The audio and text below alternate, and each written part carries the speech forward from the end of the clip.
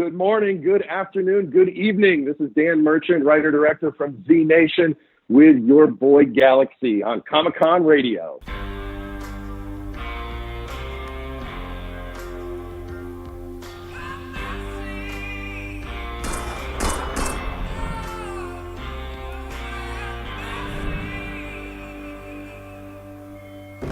Good morning, good afternoon, and good evening. This is Galaxy signing in for Comic-Con Radio.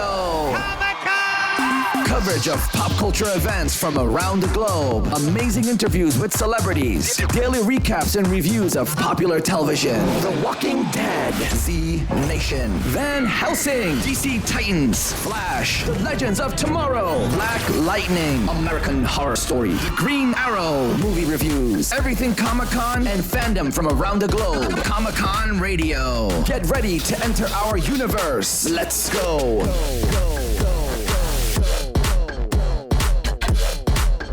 Good morning, good afternoon, good evening. This is your boy Galaxy on Comic-Con Radio. Today we have an amazing guest. He is part of Z Nation. He's director, writer, all around amazing, cool dude. He's awesome enough to come on the show, and anybody that comes on the show is amazing. We have Dan Merchant today. Welcome, Dan. How are you? I'm awesome, and as a matter of fact, amazing and cool is on my IMDb page. So you've got my credentials exactly right. Thank you. That's cool. That's wonderful. That's great. Thank you for coming. I know we try to get you into studio, but it's the holidays. It's hectic. So we really appreciate you taking the time out. I know you're so busy, and to come and chit chat with us today on the radio show. So Dan, I have a lot to ask of you because you're part of an amazing show that our radio network really follows and loves, and wanted to be part of for a while, and we've chit-chatted with a bunch of amazing characters on the show. So you were on Z Nation from when? When did you start working with Z Nation? Day one of the writer's room, about 5 years ago. So the showrunner, Carl Schaefer, is a guy that I'd known for a while. We'd been friends but hadn't worked on a project together, and he rang me up and said, "Hey, I got this zombie thing. I don't know if you're into zombies, but..." And I said, "Hey, it's your show? You're doing it?" He goes, "Yeah." And I go, "I'm in." So I started out season one as a consulting producer and wrote a few scripts. And then I ended up jumping in on helping out produce on the post-production side, sort of being the creative liaison to get the episodes to completion. And then came back for season two and seasons 2 through 5 as a director, writer, and co-executive producer on the show, and in fact got an executive producer credit on the last episode that I wrote and directed, episode 512. So I'm a fifth-year senior, you could say, on the show. That's great. You've been there from day one. You've been there from the beginning. You've been part of the show, and I understand when the show first begins, it's the showrunner's ideas that you have to basically write on. But I know as you pick the characters and you get the actors in, you start writing to fit the characters' personalities. Was it difficult writing for the team, or was it really smooth? It was really pretty good. That's one of Carl Schaefer's real good strengths. And the showrunner really, he's kind of the leader and of the creative, and he'll kind of keep you between the hedges. But Carl was so excellent, so democratic in, show me your best ideas. You're going to be guaranteed this many scripts or whatever. And so everybody just threw their best ideas on the table. And it really made for a great team effort on the creative side. And then to your point about the actors, when people like Kalita Smith came on board to play Lieutenant Warren, Keith Allen as Murphy, Russell Hodgkinson as Doc, those three in particular were just so good at their characters. And they each had a distinctive voice, and they had different strengths and different things that we could lean into. And so pretty quickly, I feel like we got to understand what their abilities were, and they showed us, so they surprised us with cool qualities and neat things they could do. And then we, in turn, I think, laid out the breadcrumb trail for them to a certain degree of, here, we want you to go this way, or what about that? Or I love that thing that you do more of that. So I don't know. It was a lot of fun, and it didn't seem like it was that hard because each of those actors, as well as the others, but those three in particular who've been on the show from day one, were so distinctive and so strong and really just seemed to bring those characters to life. Is Z Nation one of the first shows that you were basically one of the main writers on, or did you work on other shows as well? Yeah, no, I've done other things through my history. I was the showrunner on a show called Strange Frequency that was an odd claim to fame. It was VH1's only dramatic series back at the beginning of the millennium. Basically, it was a rock and roll Twilight Zone show. And so I wrote that with a couple of buddies from high school, and a co-executive produced it along with a guy named Jim Sharp, who's a real talented shepherder of creative and talent. But it was a show that Roger Daltrey from The Who basically played our Rod Serling, and then we brought lots of different rock stars on to have little cameo parts and things like that. So that was another project. There was a genre show, so you're trying to come up with funny, scary things, and you want twists and try and surprise the audience and things like that. So I had some experience in genre, as we call it in TV, prior to Z Nation. That's really great. I remember that show. It was really cool. It was funny. It was different. You can tell your ability to do that is amazing. And it's hard writing weekly for a show like Z Nation, making sure that the fans are connected and tuned in. Where did you get kind of the energy from, or different ideas week after week to keep everybody just zoning in and just going for it? You know, it's a great question. I think part of it has to do with the fact that, hey, we had an order season one to put 13 shows on the air. That's pretty exciting. That's pretty motivating. Yeah. And then, and you know what I mean? So that's great because, right, a deadline is the thing that if a writer doesn't have it, it's really difficult. As you know, as a writer, you try and make yourself have a deadline. Here, I'm going to give myself till Friday to finish this. It's Saturday and I didn't get it done. Okay, well, I'm going to give it till Tuesday. I mean, those sorts of things, it's just really hard when you've got a deadline, when you've got to, hey, we got to go into pre-production. We have to have these scripts. You know, that kind of bottles the energy up. It compresses the energy and the excitement. And I think that helps a little bit, knowing that people out in TV land are going to see the show. That is very motivating. And I think really the other thing is that the writers' rooms were just so much fun. It was such a good group of people, a real diverse group of men and women and people of different faiths and different experience levels and different personal interests and all those sorts of things. And Carl really put together an interesting, fun room each of the 5 years. And it was just so much fun to go hang out with those people and come up with crazy ideas. And certainly by the time we got to season 2, we went, oh, man, we are really going to blow the doors off this year. Let's be more outrageous. Now that we have a sense of what works, and thank goodness for the internet. I mean, to be doing a show like this in the age of, you know, Twitter and Facebook and Instagram, the feedback that we get from the audience was so exciting. And it's like, oh, you caught that, did you? That's great. I snuck that in. I didn't know you were paying attention. Nice. You know, so those sorts of things really were motivating. And I don't know, it was just so much fun. I think you get so much energy out of having fun at work that it didn't feel like work. I often joke that being on Z Nation was summer camp with a paycheck. That's so funny. That's actually right.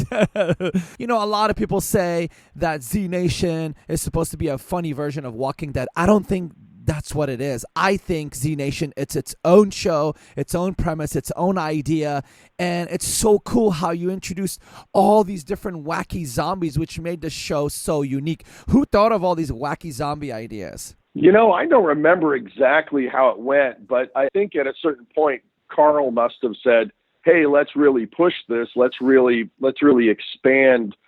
You know, we're 3 years into the zombie apocalypse when Z Nation storyline starts, which is pretty unusual for zombie shows. Usually they start with day one, like Walking Dead did, like Night of the Living Dead did, and then you move forward. World War Z starts on day one. So we hadn't really seen a lot with well, what happens 2, 3, 4 years into the apocalypse? And we thought, well, no one knows yet. Let's make our own stuff up and make it really weird. And, you know, there were things in the animal kingdom and things that happened, you know, based on, you know, Love Canal or 3 Mile Island, where you can kind of see mutations happen in nature, where we went, okay, let's take those ideas and really stretch them out. For example, if you recall at the end of season 1, Murphy inadvertently launches nukes on all these medical test sites, the CDC sites around the country. And so we had to deal with, coming back for season 2, the fact that, well, now there's all sorts of nuclear fallout to go on top of the zombie apocalypse. That's where we got the blasters in the first episode that I directed and wrote for season 2, episode 3, I think, that one called Zombie Road. So you had these blasters where they're zombies. They died. They have the zombie virus, but they died because of intense radiation that then caused their brains to mutate. So, all right, let's add zombies to radioactive mutants. What do we get when we get that? Well, then we get zombies who want to eat brains, but there's something in their brain that makes them smarter, and they learn. If you watch the episode close, you'll see them getting smarter and smarter as the episode goes on until toward the end, they literally have fire, and they figured out a way to make a barricade to try and stop the caravan.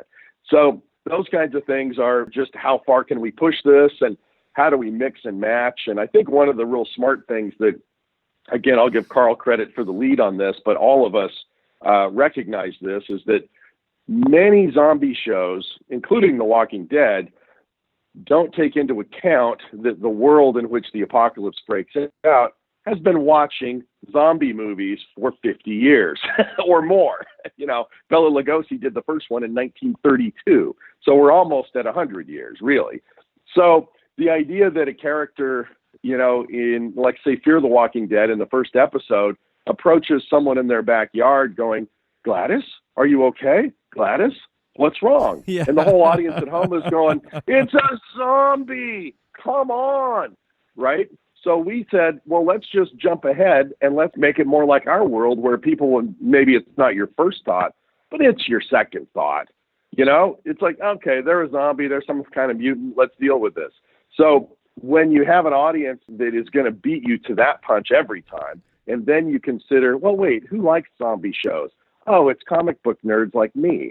That's who likes this stuff. So you're going to have a vocabulary of science fiction and fantasy and horror that the average person isn't. And so I think that's one of the things that was really fun for people with Z Nation. And I use the blasters thing as an example, but we just threw the kitchen sink in. Oh, hey, remember that thing in I Am Legend? Remember that thing from Planet of the Apes? Remember that thing from Stargate? Oh, remember that thing from 2001: A Space Odyssey?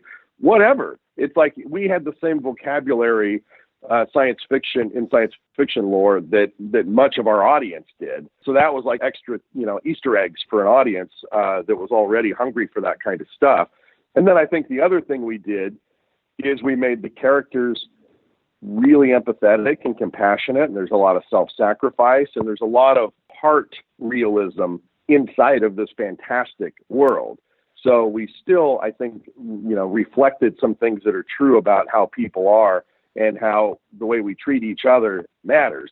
And that made the show interesting to people who could care less about science fiction or zombie shows. So we got a lot of feedback from people that go, oh, I don't usually like zombie shows, but yours is particularly empathetic or tender, or I love the relationships between the characters and they seem to really care about each other. It had a warmth to it that you don't normally associate with a zombie show. So like I say, we threw everything in. We just told the stories that we wanted to tell, and for the fact that we had such a low budget, we were pretty much left alone to do so, which was great. Yeah, I've heard your budget was so low, especially your first season, like almost like $700,000 an episode. You guys did amazing work with such a low budget, and you just kept it going and made it so fun. The reason why our team here at Comic-Con Radio loves the show is because it's different. People know what a zombie is. Like you said, it's been 100 years of zombies. We can't act like, oh my God, the guy got up. What is he? Should I hit him in the head or not? Everybody knows already what to do with a zombie, right? Right. So that's the cool part about it. But, you're also a director as well. So you're sitting in a writer's room writing, and I've been to writer's rooms. I know how crazy it can get. And then on top of that, then you got to go focus as a director, and that's a whole other job.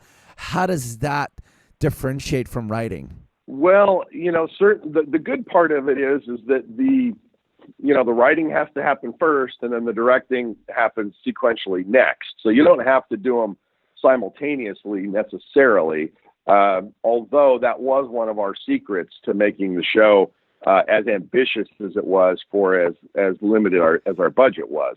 So, for example, there would be maybe, depending on the season, 2 or 3 or 4 or 5 of the directors were also writers. So Jen Derwingson, John Hyams, Abram Cox, myself, even Steve and Jody, who are producers, would direct and write an episode in each of the last couple of seasons, and they'd come in and out of the writer's room as well. So what that did was helped us stay a little grounded to what we can actually execute, because what we dealt with a little bit in season 1 was we'd write these scripts and then come up to location and go, oh, there's no way we can pull that off in 6, 7, 8 days. And then toward the last couple of seasons, we were shooting these with 5 days of principal photography, which is incredibly challenging. So that's part one. If the directors are in the writer's room, they can go, okay, how do we do that scene in a way that this show with this budget can actually do it? So that saved us some work. The next secret is taking the script, and I wrote about half to 2/3 of the episodes I directed, but I guess every season I would direct one from another writer. And generally I would be the one up here on location in Spokane, where we shot the show, Spokane, Washington. And part of it was to conform the scenes to locations that would work for us. So, for example, do you remember the episode called The Collector from season 2? Episode 8, it's where Murphy gets captured by the Comic-Con fan. And George R. R. Martin. I don't know if you've seen that one or not. We saw every episode, man. Okay, right on. Okay, well, you know the one I mean then. So for example, we needed something that was going to look like, oh, this guy's setting up a museum, so when the apocalypse is over, he'll have collected all these different kinds of zombies, and Murphy will be his star attraction, right? So we had the outline for it, but I was up here, I had directed episode 3, the Zombie Road episode, and then I went location scouting to find a building or find a location that would make sense for the script. In that case, I found the location first and then wrote the script to the rooms that I knew I had. I can do a chase on the stairwell. This is going to be the main exhibit hall. This is going to be, another place that, Murphy gets cornered, whatever. So that was the other secret, is you write for what you have as opposed to writing something and then trying to build it, or find locations that are, one location's on one side of town, the other location's on the other side of town, which means you have to do a company move in the middle of the day or a company move in the middle of the shoot. And that's expensive, and that takes time, and that takes time away from shooting. So those were the two things we're having directors as writers, or how the director's process and the writing kind of had to dovetail in order to make it as ambitious as we possibly could. I guess the other thing we could have done is compromised and just made the shows like, NCIS or CSI or whatever, where they basically sit in an office and 80% of the movie is close-ups of people explaining what happened instead of showing you. And those shows have these wonderful budgets, and I would love to work on one day. But we had a show where we got to have zombies, we got to have fights, we got to have chases all over. And so we had to be really thoughtful and real careful about how we mapped out each episode to try and keep the energy level up. And I mean, if you watch The Walking Dead and you watch our show, they're very different shows. And one of the things that makes them very different is our show is relentlessly paced. We'll go to a commercial break and come back, and I'll have forgotten what we've done during post. And, it's been a couple months by the time it gets to air. And I'll go, oh, my gosh, there's more? There's going to be 5 more things that happen in this hour? Yeah. We've got like 5 shows worth of stuff happening in every episode. And that was part of the appeal. I think it was just a fast, fun piece of entertainment. That was the appeal, because there you go, because the writers are directors and the writers are creative, so they're directing it creatively. There's like no disconnect. And I think that was the secret sauce. And for you guys to go 5 seasons, that's a huge thing. I know people are bummed out because you didn't get renewed or stuff like that, but to go 5 seasons and to keep going strong, and every episode, amazing as the last, that's an amazing thing to do. There's a lot of shows with like multi-million-dollar budgets that don't even go past a couple of seasons. It was great. We really loved it. We followed it week after week. We wrote about it. We pushed it. We added you to our #WatchLive that we created. And, it was lots of fun. And the great part is that yourself and Carl Schaefer and a lot of you guys interacted with the fans. And that's amazing. Now, here's the thing. Spokane, Washington. Why not Canada like all the other shows like this? Well, it's interesting because in Spokane there was a personal connection for one thing. If you look at the show, most of the seasons, particularly the first couple, it was a road show, right? So we were traveling to a new location each week. You want to make it look like we're traveling across the country.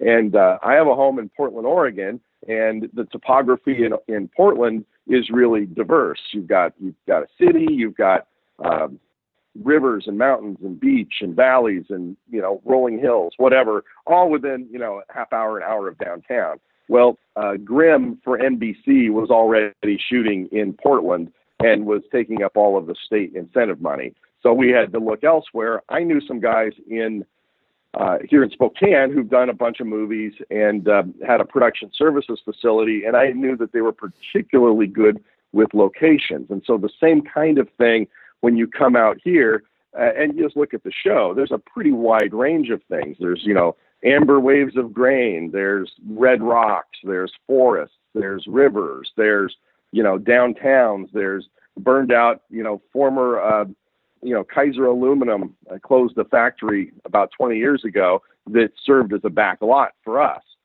because it had been salvaged a couple of times over.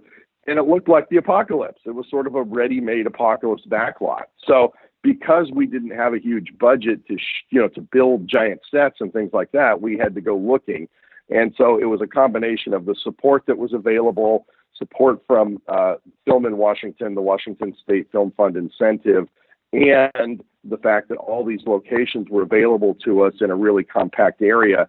And Spokane is, having shot a series in Vancouver, Spokane is way easier place to work, way easier. You're 7 minutes to the airport, to downtown. Your population's only about 250,000, so it's big enough. It's a city, but it's not going to overwhelm you like Los Angeles or Portland or Vancouver or places like that are a bit more difficult. Seattle, really difficult places to shoot because there's so much else going on and so many people. But the population density is a little mellower here. And it was very conducive to filming. And then again, the production hub here, North by Northwest, is the name of that production company, that was already kind of set up. And so we just hired people that they knew, and we brought in a few people that we knew, and we were able to kind of staff up pretty quickly. And that's one of the ways we were able to be so efficient. The other thing that's interesting, as you probably know, the spin-off show from Z Nation, the prequel called Black Summer, filmed in Calgary over the summer. And you'd have to talk to, Carl or Jody or Hyams or Abram, who were primarily involved in spearheading that show. But it wasn't cheaper to shoot there. It was different. There's different advantages you get, and then there's different disadvantages. So you have to look carefully when you're looking at a location. You have to look beyond just the incentive. Georgia, Columbus, Ohio, New Orleans, Louisiana, all came up on our radar early because everybody shoots there because of these great incentives. But, for example, in Georgia, there's 50 productions happening right this minute. And our show being a lower budget show, we would be losing crew people on a daily basis if some Marvel movie or some big budget series came to shoot. They'd just jump ship and go someplace else. There's all sorts of factors you have to consider that, you lose your team twice in a week, you're not going to be able to shoot as fast or work as smoothly. And that's where, being in Spokane, for example, we were the only entertainment project shooting on the east side of the mountains up here. And there might be a couple of smaller things in Seattle where a film will come in for a week or two. But we were able to get a team and basically keep it. And when you have a team, certainly in a production scenario like this, that can work together, you get that shorthand, certainly as a director, being able to work with a consistent camera department and grip and electric departments and hair and makeup departments, having all those people as your teammates because, you rely so heavily on everyone else. I mean, you need people who are great at their jobs, like 40 other people, 50 other people who are great at their jobs, or else you can't do yours.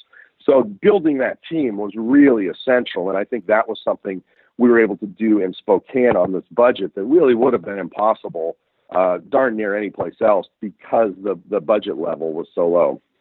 That's so smart. That's like one of the smartest things. And that takes planning, it takes know-how, it takes experience, and it takes everybody to be at a big teamwork mentality. And it seemed like everyone just worked so well together. I know Black Summer is the prequel to Z Nation, but it's not as funny, right? It's a more of a serious Walking Dead type of show. Are you involved in that or no? Or you just said Z Nation's my thing? Yeah, well, yeah, both are true.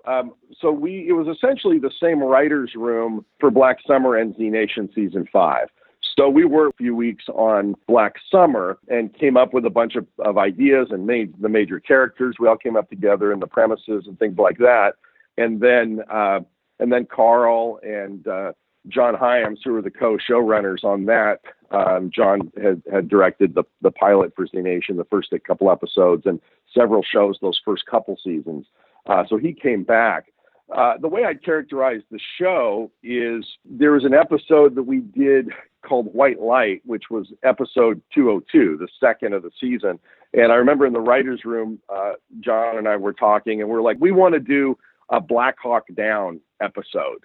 And I remember saying, I go, it has to open on feet running and it can't slow down. That's this episode, because we're trying to figure out how do we do these stories differently.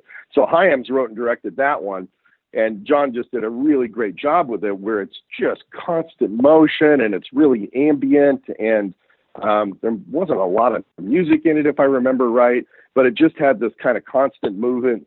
The camera was almost combat photography like in Black Hawk Down. So that episode was one of the best episodes we did, and it's also very different than most of the rest of the episodes. It doesn't quite have the silliness or the oddball character stuff. It's just everybody's just on a dead run the whole time. And so I think that was what they were going for Black Summer. Is let's come up with a bunch of long takes and very visceral action and very serious and kind of this relentless pace. And that way, Black Summer and Z Nation should have gone forward in some other venue or whatever. They wouldn't be the same show. We're just not repeating the same show. But you'll definitely see the similarities. But it's the muscular, aggressive, relentlessly paced, serious version. And we've had a few of those through the season on Z Nation as well. But that's how I compare and contrast them. Black Summer is going to be amazing. Just reading about it, and it's coming out on Netflix. So all 8 episodes, right? They're coming out all at once, correct? And it's I'm not sure how many episodes they end up with at the end, but yeah, it's a handful of them. And same thing that was great, and this is why television's getting really, really good, is you're ordering a block of episodes as opposed to do the pilot, then we'll consider the pilot. All right, now go and try and figure out how to do the series to look like the pilot. What they're doing in a much more efficient way, Netflix will then Sci-Fi did it for us as well. Just boom, here's the order, and then you can amortize that money. You can figure out what the arcs are. You can just really roll your sleeves up and get into it, and that's a really exciting prospect. And that gave Carl and John and the rest of us a certain amount of space to go, okay, we're going to do it differently. We're going to do it this way. And again, it was hands off enough where, I feel like the guys with the creative vision and the guys that had to go execute the work got to bring, as you said a minute ago, got to bring their experience, their creativity, and build another team where they could just kind of dive in. And it looks really good. I mean, it's different, but it's good. And who knows what will happen when that thing hits the air, because I think people are going to be really excited about it.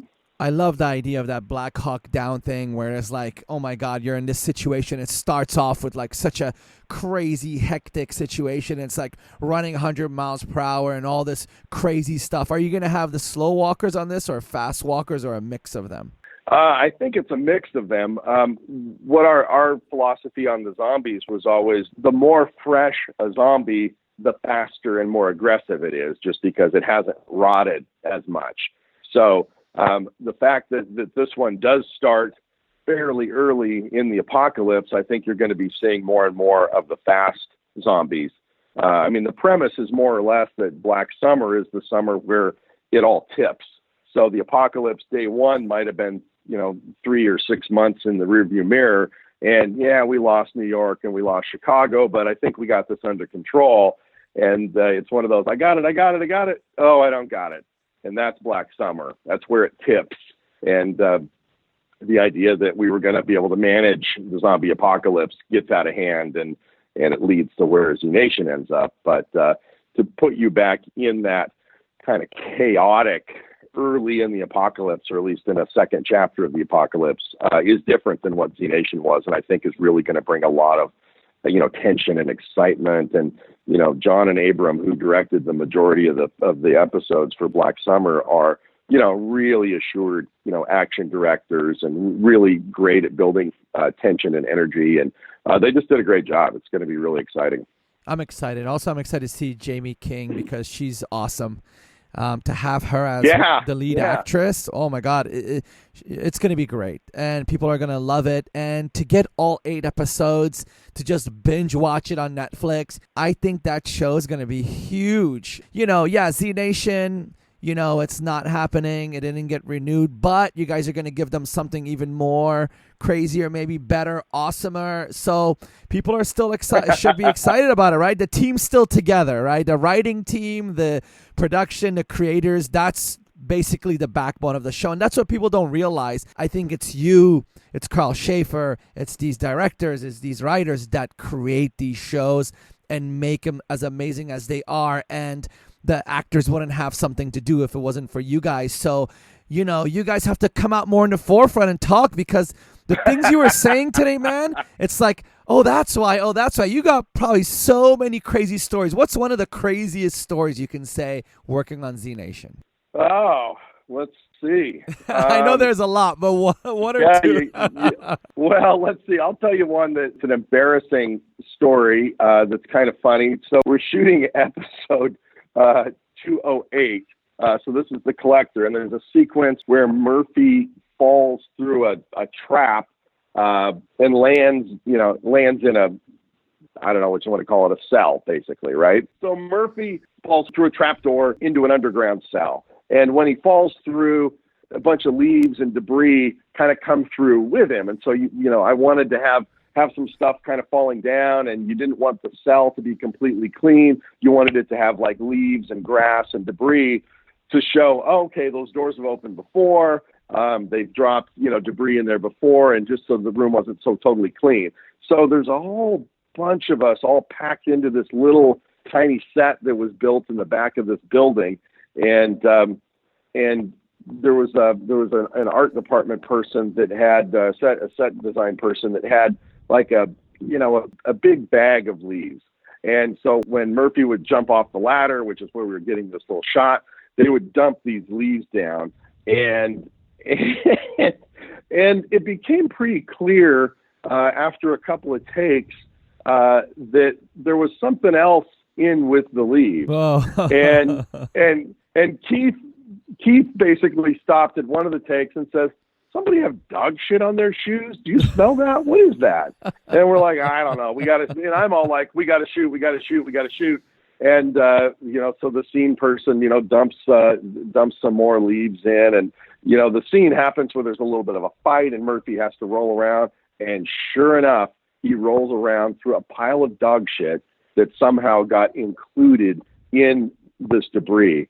And so then the inevitable question is, where did you get these leaves? How did this get here? And she's like, "Oh, I went out of my backyard and, was walking my dog. And then I just thought, I'll pick up the leaves here. So I'll have them for the morning," and inadvertently picked up a pile of doggy doo along with the rest of it. So that was a fairly demoralizing little moment where your star in the show is rolling around in dog crap and it's your fault. You still have to get the shot. So you have to coax him off the ledge. And I think I ended up buying his friendship back with a gift certificate to his favorite restaurant here in Spokane. But that was one of those moments where you just feel it's starting to spin out of control. And if you let it get out of control in that moment, you're not going to make the day. You're going to have to figure out how to adjust the episode, all sorts of things. But we were able to power through. But I remember that was a particularly... Was he upset about it? Tense. Oh, sure. Yeah, I mean, he was pretty profound. I mean, wouldn't you be? I was. Oh, yeah. I mean, I felt bad. And the thing that was funny too, as is the way with dog poop, once it gets stepped on or the seal is broken, then it really smells bad. Yeah. And then when you know for sure that's what you're smelling, it's like it's not musty leaves, it's not just wet grass. Nope, it's dog poop. Then it's just like, oh, let's just finish this and get out of here as fast as we can. But that was one of those slightly, kind of embarrassing things, because you really do try and create an atmosphere, an environment for the actors to really, Murphy has to do some crazy stuff and really put it out there. So you don't want him distracted by dumb stuff like that. But I don't know. That's the first story that popped to my mind, is Keith Allen being the consummate professional, even after rolling around in dog poop, so we could get the scene. That's something that you can't even write. You can't even write that. That's no. Well, and it's not until you realize what's going on do you ask yourself the question, yeah, where would you go get leaves for this?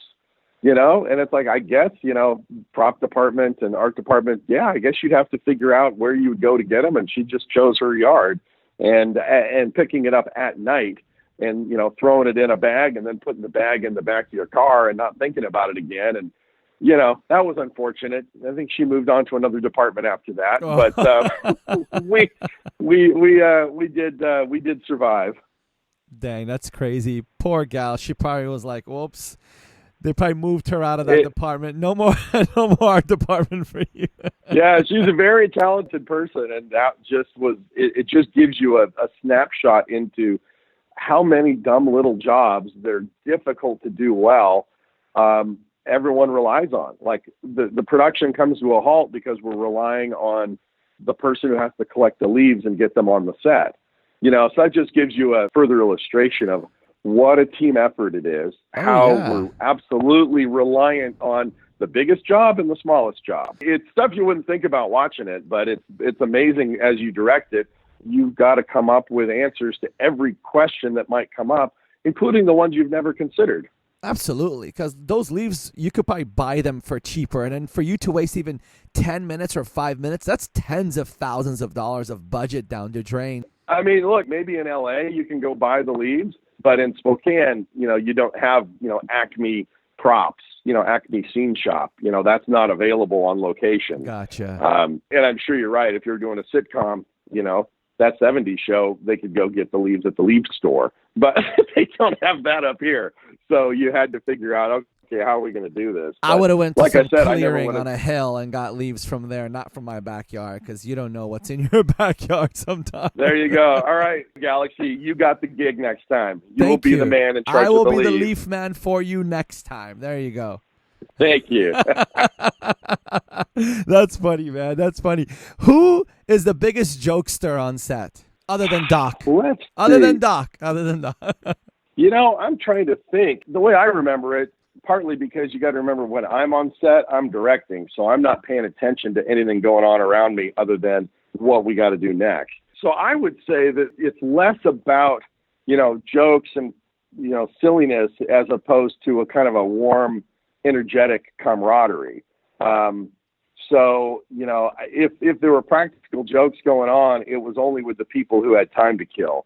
So that stuff would probably happen more back in the hair, makeup, wardrobe, and star trailers. Because, sometimes, you do your scene, Kalita might only have, a short scene in a given morning, and then she's got to wait around for 6 hours. And that's when the silliness happens. But that's away from the set, and that's away from, where we are. But yeah, Kalita's the most silly on set, I think. She's the one who likes to tickle. So there'll be, hey, come over here, I need to ask you something. And she'll start tickling you when you're trying to talk about a line reading or a question about the upcoming scene or something. She likes to have fun in kind of a silly way. But boy, everybody was just so nice and so fun to work with as a rule. I mean, Katie O'Brien, who played George this season, was just super cool.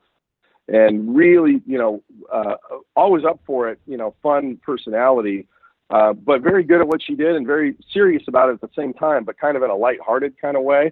And Keith is very dedicated. He's more serious, generally. No matter what silliness we're giving him, he's working to try and figure out what's the best way to do this. And he has so many good ideas. He and Russell in particular will have great ideas or great suggestions, or what if I said this way, or, okay, Doc and I want to propose something. What about this?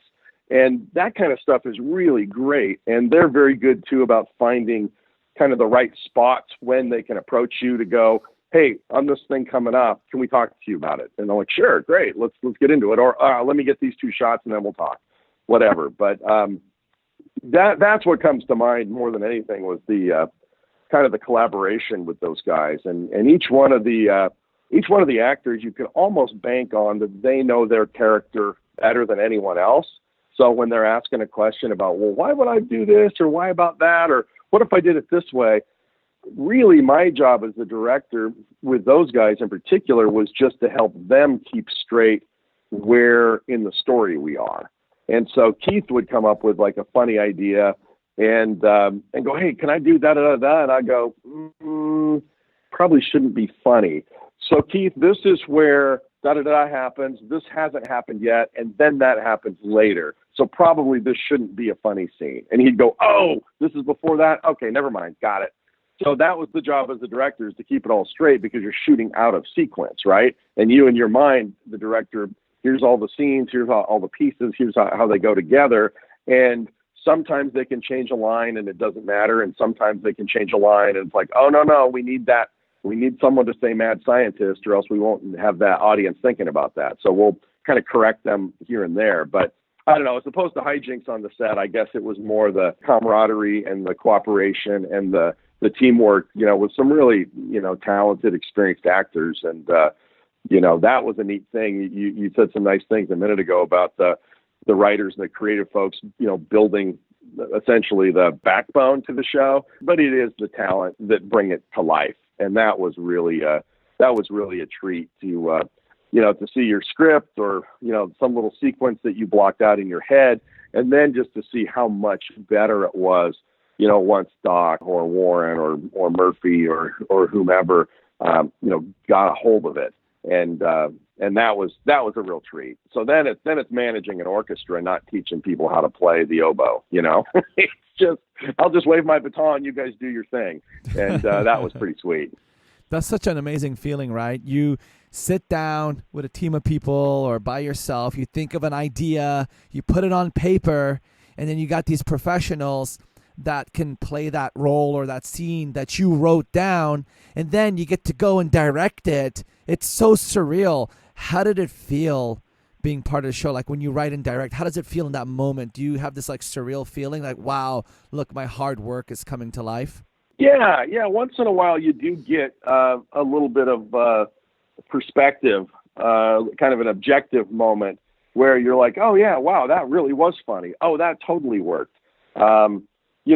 There's things that the actors do to bring stuff to life. There was one moment that pops into my brain where it was a matter of here's a joke we wrote. I think Delandra wrote it into the Limbo script and tried to get cut a couple of times because those are really hard gags to pull off. But I really thought the gag was funny and really wanted it, and I had a way to shoot it that I thought would be great. And it's the character of Freckles, who's the barmaid in Limbo, along with Murphy, and it's populated with blends and talkers. So you've got people with, chunks of metal sticking out of their head or bullet holes riddled through their body, as was the case with Freckles. And so there's a scene when Addie has arrived where Murphy wants to do gets a toast to Lucy or something, and so he brings Freckles over. He calls her over. And she stands up on a block behind the bar, and she starts chugging, the Z-Shine, the moonshine, with the zombie twist.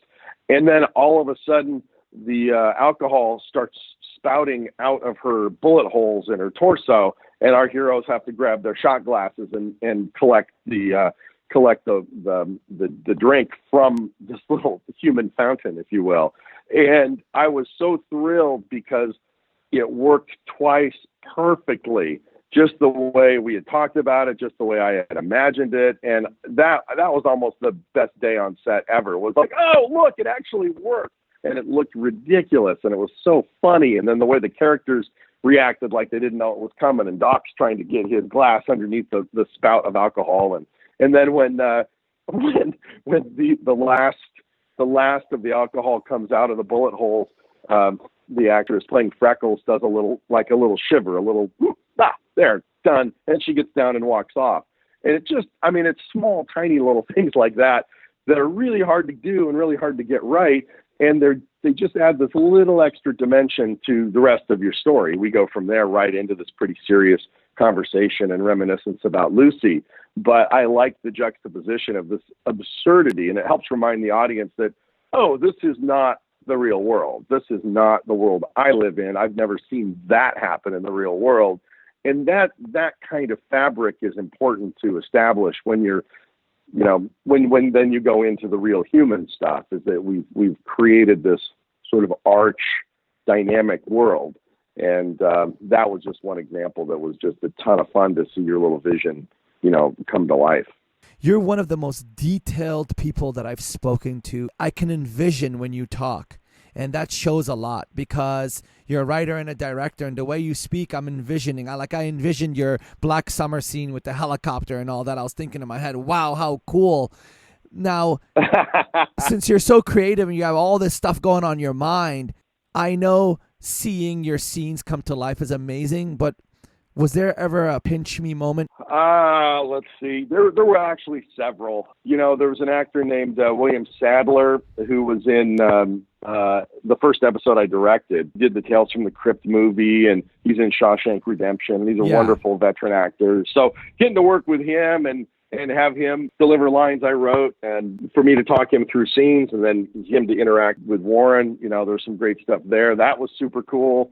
There was a fun personal thing in the newsroom episode that was called We Interrupt This Program. The guy who played the news anchor, the real pompous news anchor, is a guy named Pat Cashman. And he was a performer writer on the very first show I worked on a million years ago called Almost Live, which was a sketch comedy show based in Seattle that went on to air a couple of seasons on Comedy Central back in the day.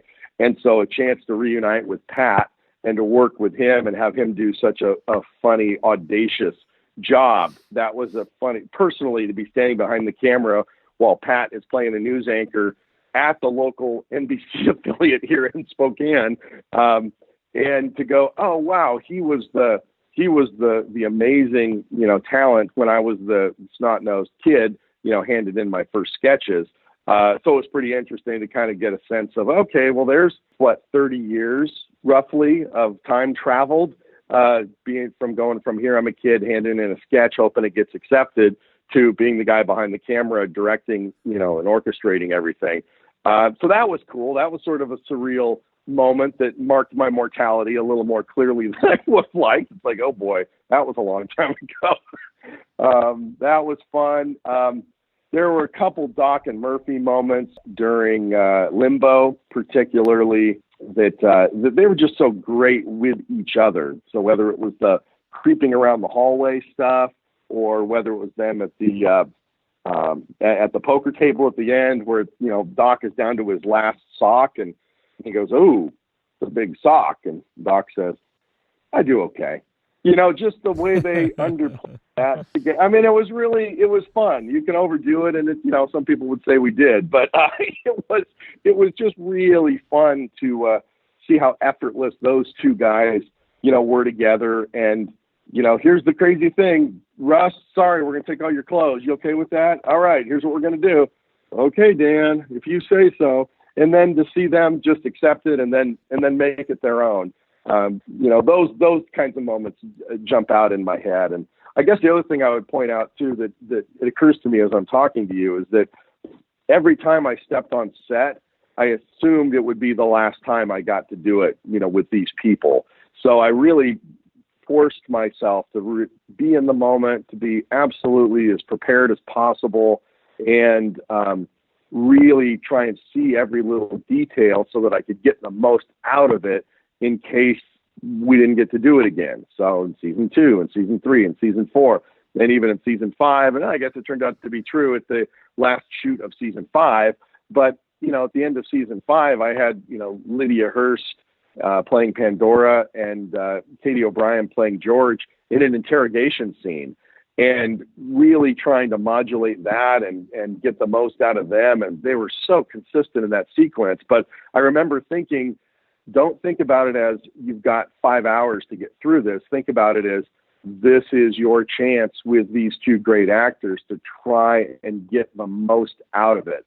And that's the thing that I think is really the key to directing, is to know what you're going for and just be in that moment. And if you've prepared, then it's like going onto the football field or something, and you just play the game. And if you're not prepared, which has happened a couple of times due to circumstances beyond our control, it's so painful. It's like getting, hit by a sneaker wave at the beach. 1 minute you're walking along, the next minute you're tumbling through salty water that's in your mouth and coming out your nose, and you're trying to find your feet and which way's up. And, that happens a couple of times, and that'll put the fear of God into you, So it's an interesting experience, the two extremes of directing, because that's an uncomfortable feeling when 80 people are looking at you going, yeah, that ain't working, is it? What are you going to do? And then you've got to come up with it. And it's nobody but you at that point. We usually get out of it. And fortunately, that first time that happens to you, that sure is something you remember and reminds you to go, okay, I'm going to push harder on this in pre-production. I'm going to make sure this is the case, or I'm not going to let somebody talk me out of what I was pretty sure would work into something that might work. Nope, we're going to do it my way, because I go down swinging, and so it might as well be your idea or my idea, because I changed pronouns there, didn't I? Anyway, that's yeah. So those are the things I think about as we're talking about directing. That it's really wonderful when you're in that kind of surreal moment where it's working, and those moments are absolutely informed by when you failed. And you get to learn through that pain and that failure and get better at it each time. And, that's a real blessing about being able to do Z Nation for, I directed, I think the second most number of episodes of anybody on the show over the last 4 seasons. And when you get to do it with that kind of repetition, you do learn a lot. And the conditions on Z Nation, I would say, are as difficult as any that exist, because the show's so ambitious in terms of number of characters, number of scenes, number of action scenes, number of, special effects, visual effects. I mean, it has everything. And we're doing it on a very tight timeline with a very limited budget. And, you could let's do it without visual effects. Great. Let's do it without fights. Great. Let's do it with, less characters. Great. You can modulate those different variables, but we rarely did. We really usually, kept our foot to the metal, pedal to the metal this whole time. And that's great for, learning how to direct and the decision making that's required to go, this is important. You better figure out how to do it. That's just not as important. We're going to punt that. And that's the thing. If you're going to punt stuff, it better be the right stuff. And, you learn that by, being in the trenches. It must be so stressful sometimes. People don't understand doing shows like this. Yeah, you have a contract and you know how many episodes you're supposed to do, but like you said, it's such a humbling thing that you said that you don't know that this is the last episode that this entire team is going to be together, because some can get minused, other things change.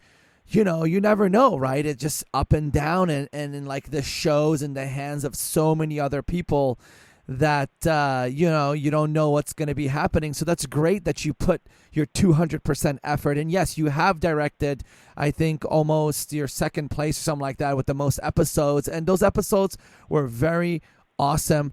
And here's the thing. I can recall every episode of Z Nation. Like you said, every episode, there was so much going on. It was like 6 episodes in one, which that's what made you guys stand apart from anything else. And I think all that experience that you gained from Z Nation is going to go into Black Summer, and I cannot wait for that.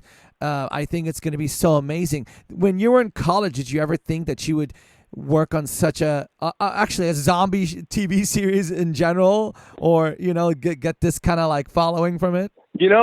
Probably not specifically zombie shows, but I in college I was doing short films and comedy things and TV shows and little talk shows and stuff like that. I've been aiming at this for a long time, but boy, as far as the zombie thing goes, nope, I wouldn't have, and I probably wouldn't have sought one out had Carl Schaefer not reached out to me. And by it being him, I knew that it wasn't going to be straight down the pipe. I knew it was going to be quirky. I knew it was going to be smart in its own subtle way. But we got to work in, all of our references. It's like broad but smart is how I would describe, let's say, Monty Python.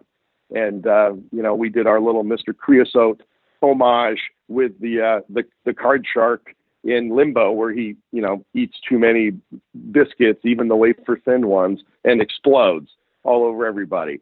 So I knew that the show was going to be, I don't know, like Python in a way, like Tremors, like these other horror movies. I feel like horror and comedy are two sides of the very same coin. You either react to it or you don't. You either laugh or you shriek or you don't. As opposed to drama where you go, that's interesting. I wonder what that character's going to do. It's like, if we didn't make you laugh, then it wasn't funny. And if we didn't make you shriek, then it wasn't scary. So I like that extreme level of storytelling because it provokes a reaction, from the audience. And, in this day and age, we get to hear that from the internet, from support from you guys getting the word out and other faithful fans and other people that maybe they just tweet once, but they tell you this thing or that thing that they really like. So it was nice to have the feedback thing that, oh, you like our extreme storytelling. We'll make you laugh and cry within 5 minutes of each other. We'll gross you out and make you laugh within 2 minutes of each other. There's not a lot of shows with that much, we're just throwing spaghetti at the wall, but a lot of it's stuck. So that was fun. That's pretty cool. That's pretty cool that, you experienced all this. Can you say that Z Nation was life-changing or no?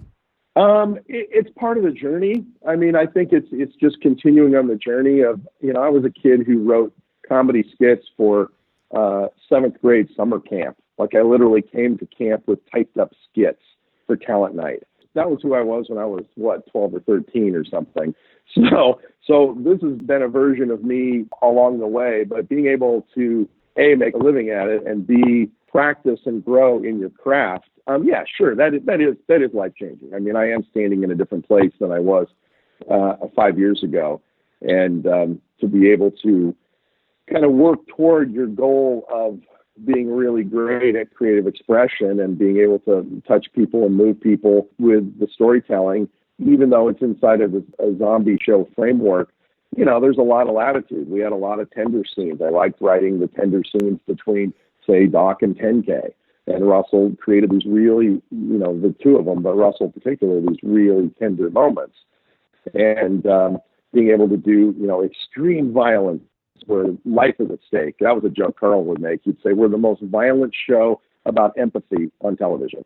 And he's right. And that is what we were doing. So we had an underlying thing in this age where there's not a lot of empathy out in the real world where, the leader of the free world saying, we're cutting off aid to that country because what do they do for us?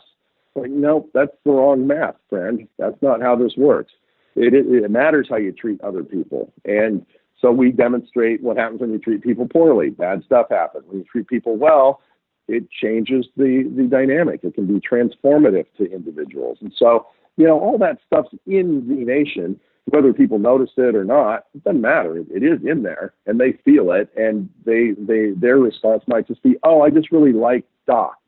Well, the reason you really like Doc is because he's a very empathetic, kind-hearted person, and we portray that as a thing of great value in the show.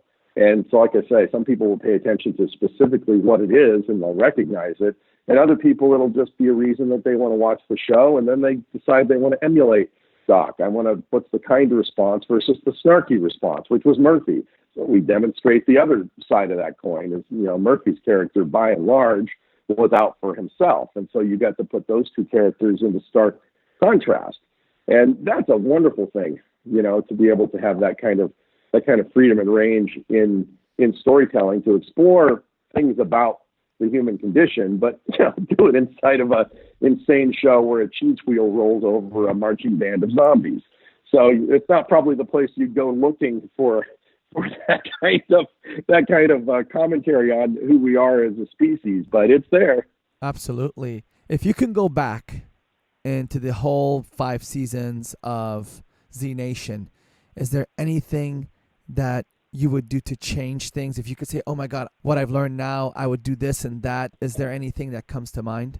I was talking with our longtime director of photography and a director on the show, Alex Yellen, and we were talking about how in season 4 and 5, due to budget constraints, we were reduced to basically 5 days of principal photography. And the first episode I directed was the Zombie Road episode, and we had 7 days of principal photography on that, and then a couple of more pretty large second unit shoot days. So that was a much, much bigger production. And I was lamenting to Alex that I wouldn't even attempt that episode now because of the restrictions on the show. And so it became a different kind of storytelling. And it's like, that's partly how I came up with working out episode 512, where a great portion of that show are 2-person scenes. You've got that great Red and Sun May scene where Red comes back and discovers Sun May has gone zombie, and she's got to figure out, which is the antidote and how do I hit her with that vaccine before she eats my face off. That's just 2 people in one set. The same thing with George and Pandora. 2 people, more or less, for 4 or 5 scenes in one set. So that's very different in terms of scale of having, semi-trucks and blasters and people hanging off this caravan and, this very big scale. It's like, okay, how can I make 2 people in the room just as exciting or just as dramatic? I feel like those scenes are as good as any that I did on the show, and they're really interesting. And George gets to do some different things. And that moment where Pandora reveals that she's the one that killed Dante, it's like, that's a great little sequence between those 2. And it's just 2 people in a room, one in a chair, one standing. And so, I wouldn't go back and change it any other way, but I suppose the thing that I did learn was that it's about the dramatic conflict. It's about the core. The scale is less important. And I think there were times maybe in season 1 and 2 where we were pushing the scale as hard as we could, and boy, on. And I think those are great episodes. But sometimes we would do these big scale things, and they'd be, okay. Because unless you're going to do, Battle of the 5 Armies or something like Lord of the Rings, it's just not going to be, the audiences have seen what a giant army looks like, and we can't do that. So let's not do it halfway. Let's figure out another way to create tension and drama and tell the story. So maybe some of those things where we spent a lot of money or a lot of effort to try and create some scale that really was just barely out of our reach, or we barely pulled it off. To great pain to everyone involved, where maybe it wasn't as necessary as we thought it was. And I feel like that season 5, for example, with its constraints, is as good as, I'd probably rank season 2 as our best and season 5 as our next best. And so I feel, the fact that we came back this 5th season, and I feel like outdid seasons 3 and 4, which is 2 years of my life, 2 years of work for everybody.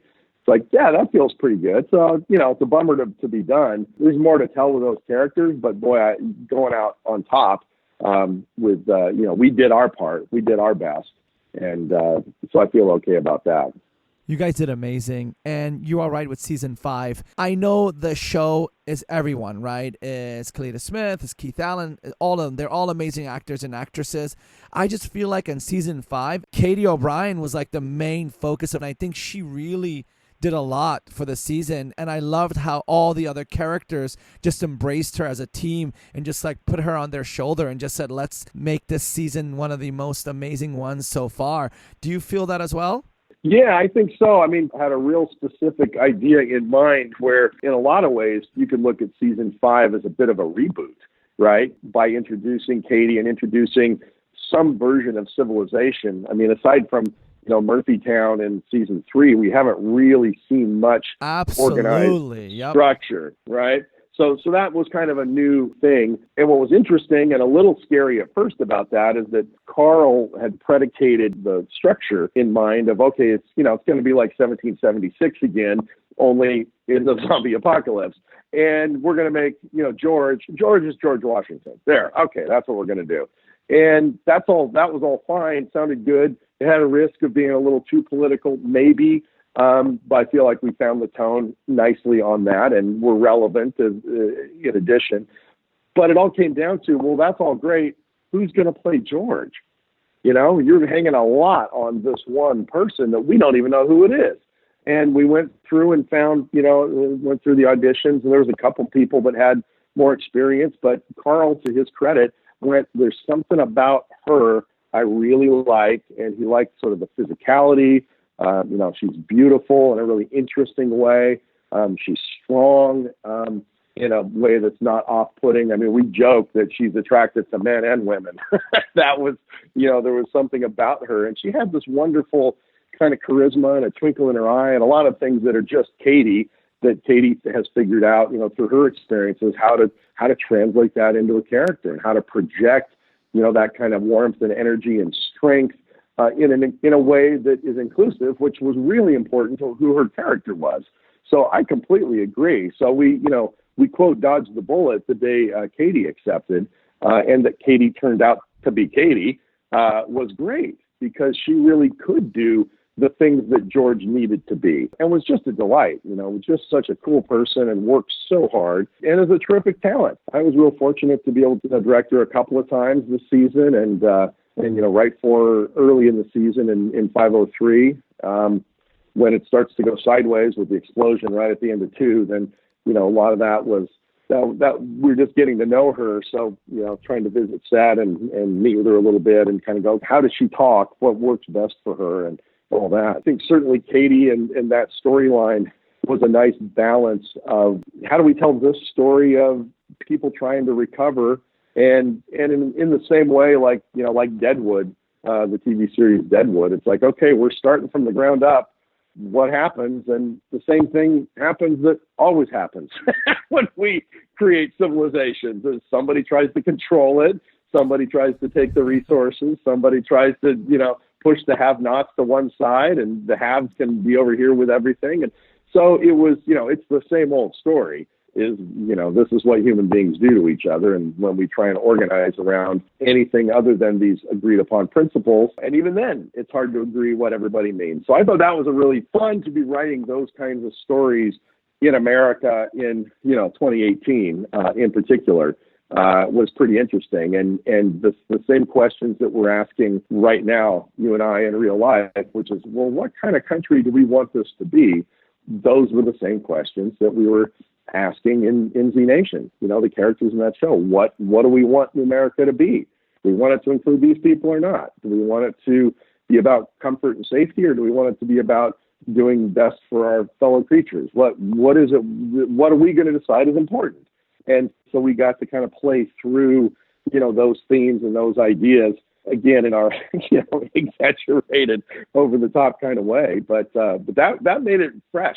I mean, that really made it fun. And again, hats off to Carl for taking us down that road and letting everybody, throw their 2 cents in.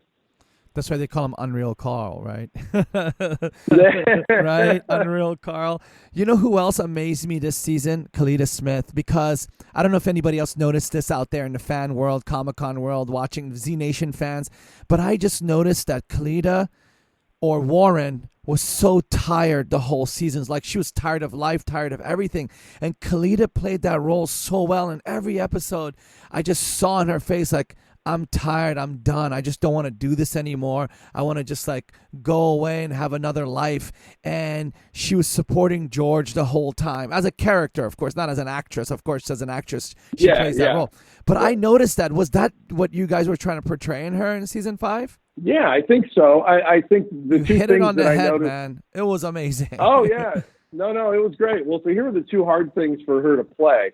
One, and I would have to go through the footage, but I don't think she ever looked more beautiful and enticing than she did in those scenes early in the season with Mario Van Peebles. Yes. And she just was so soft and so beautiful, and this whole other thing that Kalita, the actress, can bring that normally is not required from Lieutenant Warren, who's taking names and kicking ass, and that's what she's done for 5 seasons. So to give her a couple episodes where she lets her guard down and she just her molecules are vibrating at a different rate or something, and so that was nice. And to tease the audience with, are we going to get a happy ending for Warren? Is that what's going on? No, don't trust Z Nation. That can't be it. And of course it's not. So to let her play that, and then the next part is, and we finally found out at the end of the series, is that she basically died on that table in the farmhouse. That she was so injured from the crash, and she'd had, the black rain sprayed in her face, and, who knows what's wrong with her. So that was the thing too. It's like, you can't play her the way you've always played her. There's got to be something slightly off about her. And whether it's little things where she's just a little more fatigued, or she's a little slower, or she's going to defer to George, it's because she's just hanging on most of the season, right? And even with, little scenes that we put in the first couple episodes where, Mary Van Peebles' character, Cooper, makes dinner for her and she kind of just picks at it. She's like, I guess I'm just not hungry. And it's like, well, you're not hungry because you're dead, stuff like that. So, yeah, I think that was a challenge for Kalita to take her foot off the gas just a little bit in terms of the aggressiveness or the assertiveness that Warren has, and her knowing, even though she wasn't consciously aware that, I've already expired, but she was consciously aware that she was going to need to pass the baton to George. That's one of the other reasons that she gets behind George, is like, here's somebody else who can take this ball the rest of the way to the end zone because I can't do it anymore.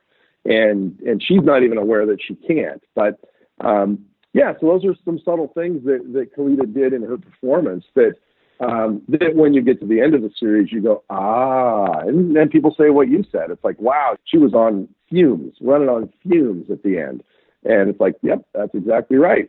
It was just a great ride, the entire Z Nation. It felt like it was a whole comic book series coming to life.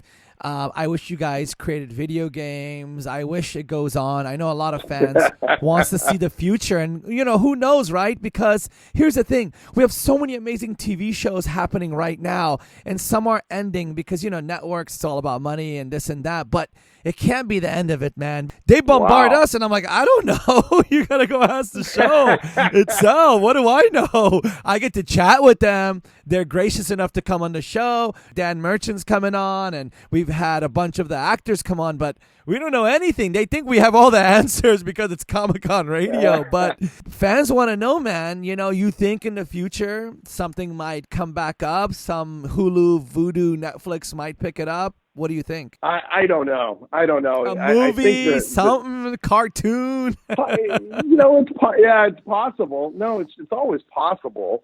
But boy, it's like you said, there are so many great shows right now. Like you said, we had a 5-year run. I referenced, Deadwood earlier. They only ran 3 seasons. They might be doing a movie now that I hear. And then The Wire, arguably the best show ever, that only ran 5 like we did. So I was joking with Carl. Well, we pretty much made TV history. we beat time. Deadwood and we matched The Wire. But, I don't know. I mean, what I think is probably more likely, or every bit as likely, is that a bunch of us will work together again, on other things. It'd be like the X-Files team, a whole bunch of them, moved on and did Breaking Bad and Better Call Saul. Vince Gilligan went off from there, but he took a bunch of X-Files people. You build these relationships and these partnerships and these ways to work together, and we really enjoyed each other a lot, and I think we appreciated what the different people, the different writers, the different directors, what everybody brought to the table. And just in the same way, John Hyams came back to partner with Carl to kind of drive Black Summer. I could see stuff like that happening where it might not be Z Nation proper, but it'll be that weird creative spark that happens when we all get together and make something. And so I would bet serious money that will happen. And whether it's a Z Nation thing, maybe. Fans have been known to resurrect shows and resurrect things as little movies. And, I think the Serenity movie, didn't that come years and years after the TV show got canceled? I can't remember what the sequence was on that, but I think it was something like that. So you never know. I'd certainly like to work with a bunch of the actors again and try and find new characters for them that also tap into the things that they do so well. And yeah, anybody who, designs video games, or, there is a Z Nation, or maybe it's a Black Summer comic book that Craig Engler, one of the co-creators, spearheaded. So there is that out there. If you haven't seen the Black Summer comic book, yet. Check that out. That's pretty fun. I think they did 6 episodes or 6 installments of that. But yeah, I don't know, Galaxy. We'll see. We'll find out, man. You go through all the stages of grief, and I think I'm close to acceptance.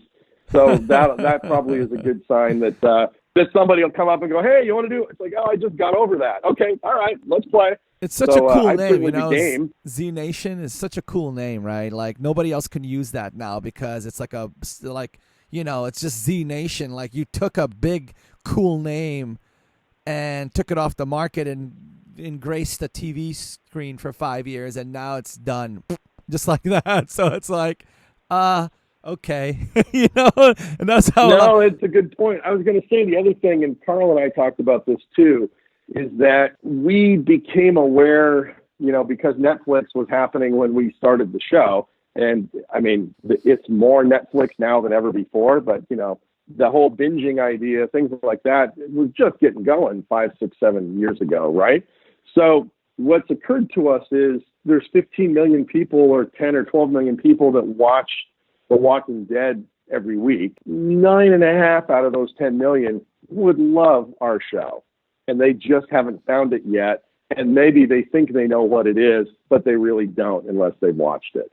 And again, it's not for everybody, but most people that would be intrigued by the post-apocalyptic world that Walking Dead creates and the horror and the fear of the other that is embodied in a zombie show, they would love this show. So I'm very certain that as the years go by, more and more people are going to discover this show and go, oh, wow, this is awesome. Oh, this is so much fun. Oh, I had no idea it wasn't just a Walking Dead ripoff. This is nothing like it. These shows are going to live forever, just as you were saying that, we've taken the moniker Z Nation off the market. So there you go. There's one down. But, these episodes, we've got 69 hours, I think, of shows, or 70 hours worth of shows that are out there. And people are going to keep finding them and keep finding them and keep finding them, and because they're going to be available. They're out there on absolutely whatever, Hulu, Amazon, iTunes, Netflix, for the foreseeable future. So that's an interesting thing. And I have to say, one of my favorite and influential rock albums of all time is the Sex Pistols album, Nevermind the Bollocks. And so, while everybody's heard the name the Sex Pistols, they probably don't know they only released one record and then kind of self-destructed. But that band launched about 1,000 other bands because people went, oh, wow, you can talk about politics in this aggressive way, and you don't have to be good at playing your instruments. And, they kind of helped start the whole punk rock movement in England in the 70s. But it was just the one record. And I sort of feel like Z Nation is a little bit like that, a bit underappreciated in some circles, passionately appreciated by whoever packed into the small club and saw the show that night. You know what I mean? If you follow my analogy. So absolutely, the Sex Pistols never played a stadium like the Stones or U2, but the people that went into that club and went, oh wow, this is something different. I really like this. I want to go do my own thing. I mean, there's so many writers and so many artists that are fans of the show, and you see their art popping up all over. Anyway, I feel like we're that kind of show because we're our own thing and we're not everybody's cup of tea. I get it. But for the people that discovered it early, boy, it's like having a favorite band. And I think that over time, people are going to appreciate and enjoy the work that we did. And if that's next year or 5 years or 10 years from now, it's like, that'll be okay. I'm glad that people will keep enjoying it, and hopefully we'll be off making all kinds of other fun things by then too. Absolutely. The A teams together. It's like a NFL team, baseball team, anything, any sporting team. If the coaches and the creators and whoever are all there, you're just changing the players and keep going, and the fans will still get that taste, flavor, and the amazing writing and all the cool different things and all the hard work you guys put. Like, with the budget. Now, everybody needs to know that. With that small budget, you guys did such ambitious things and you kept it going. And I think that's another thing.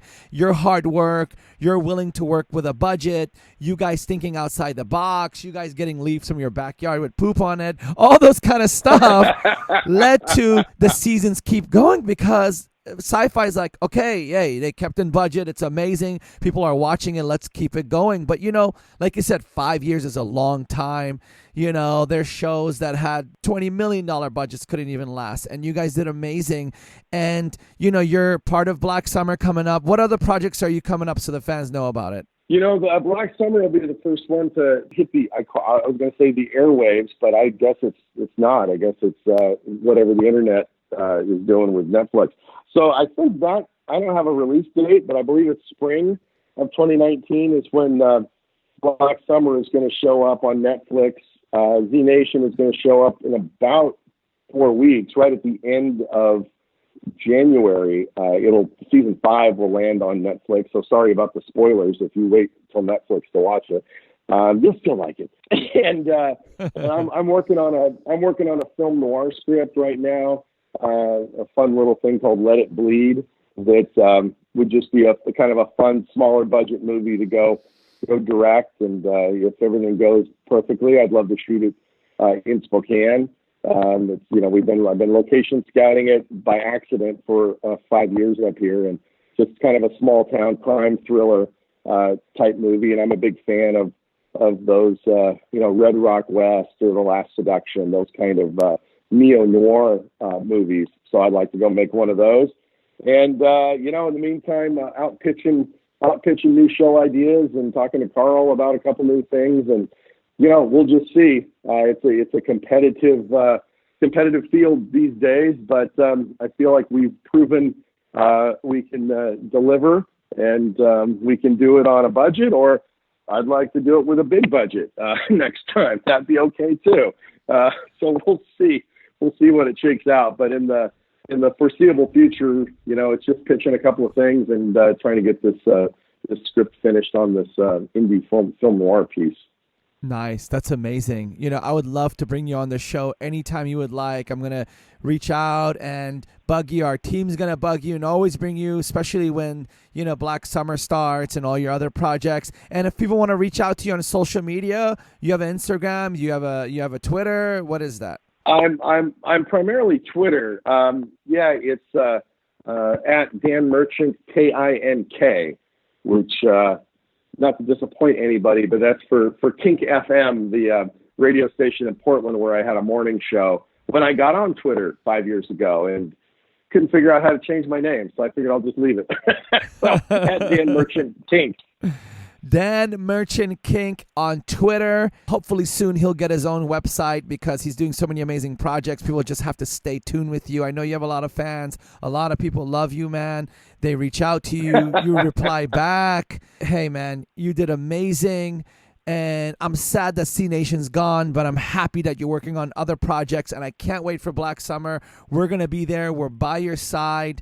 And, you're a friend of the show. Hopefully we can get you back on. Is there anything you want to say to the fans out there before we head out? Oh, I just say thanks again. It absolutely matters, the feedback and the warmth and the encouragement. And, sometimes on, day 4 of a shoot, and you've done 4 16-hour days in a row, and somebody tweets something fun about an episode or a thing they liked or a piece of art that they made of Murphy or whatever. So those reminders that the work we're doing or the stories we're telling, matter, that provide a little relief or a little entertainment or a laugh or something fun to do with your, teenage daughter that nobody else, you can't figure out anything else to have in common, which is a story, oddly, we heard a lot, that it was like, this is the show we can watch with our 12, 13, 14, 15-year-olds, and we can't, we don't have much else in common anymore, but, those are hard years as a parent, but we get to watch Z Nation together on Friday night. So that feedback was really great for us. We really enjoyed it. And, everybody's so nice and